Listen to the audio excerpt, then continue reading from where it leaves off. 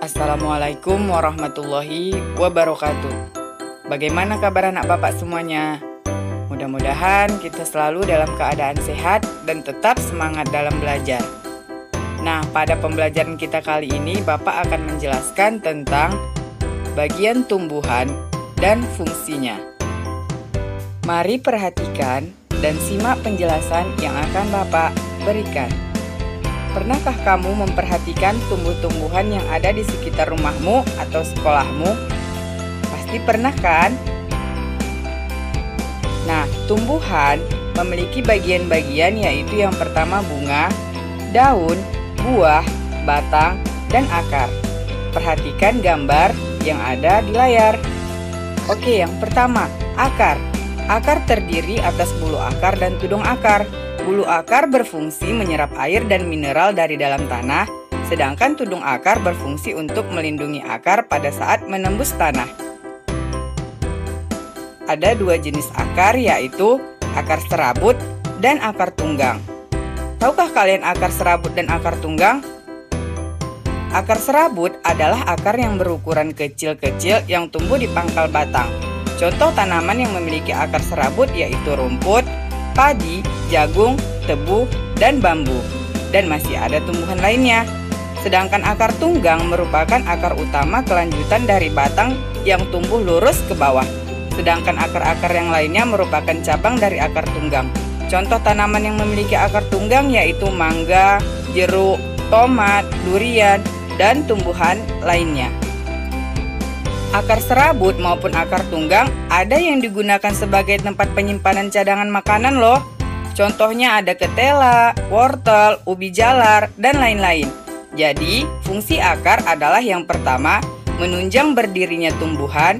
Yang kedua, menyerap air dan mineral dari dalam tanah. Yang ketiga, menyimpan cadangan makanan. Dan yang keempat, bernafas. Bagian tumbuhan yang kedua yaitu batang. Batang dikelompokkan menjadi yang pertama, batang berkayu, yang umumnya keras, pohonnya banyak yang tinggi dan besar. Biasanya digunakan sebagai membuat perabot seperti lemari, meja, dan lain-lain. Contohnya, batang berkayu yaitu pohon jati, pohon mangga, dan pohon jambu. Kelompok yang kedua yaitu batang rumput. Batang rumput tidak berkayu, berruas-ruas, dan berongga. Contohnya batang padi, batang jagung, dan rumput-rumputan. Kelompok yang ketiga yaitu batang basah. Batang basah ini mudah dipotong, tidak keras, dan berair. Contoh tumbuhannya yaitu seperti pisang, bayam, pacar air, kangkung, dan lain-lain.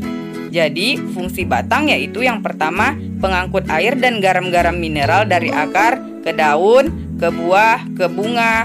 Yang kedua, pengangkut zat makanan dari daun ke akar. Yang ketiga, tempat tumbuhnya daun, bunga, dan buah. Dan yang keempat, tempat menyimpan cadangan makanan seperti kentang dan tebu. Bagian ketiga yaitu daun. Perhatikan gambar bagian-bagian daun. Daun terdiri atas tangkai daun, helai daun, dan tulang daun. Daun tumbuhan umumnya berwarna hijau karena di dalamnya terdapat zat warna hijau yang disebut dengan klorofil.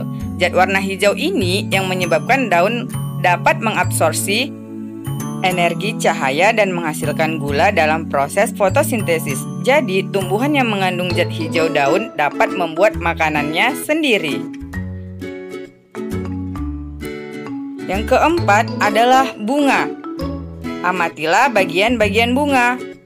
Bunga terdiri dari 6 bagian, yaitu yang pertama mahkota bunga, benang sari, putik, dasar bunga, tangkai bunga, dan kelopak bunga.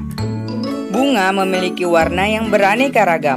Bunga juga ada yang berbau dan tidak berbau. Bunga yang lengkap terdiri atas beberapa bagian, yaitu yang pertama tangkai bunga, merupakan penghubung batang dengan bunga. Air dan mineral dari akar akan sampai ke bunga melalui batang dan tangkai bunga. Yang kedua, kelopak bunga berfungsi untuk membungkus mahkota bunga ketika bunga masih kuncup.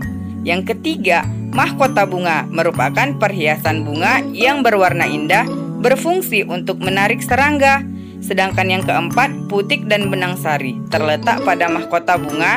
Putik merupakan alat kelamin betina, sedangkan benang sari alat kelamin jantan. Jadi, fungsi utama bunga adalah untuk membentuk biji agar tanaman yang dapat ditanam kembali sehingga keturunannya jadi bertambah banyak. Sekian penjelasan tentang bagian-bagian tumbuhan dan fungsinya. Jangan lupa untuk dicatat materinya ya, Nak.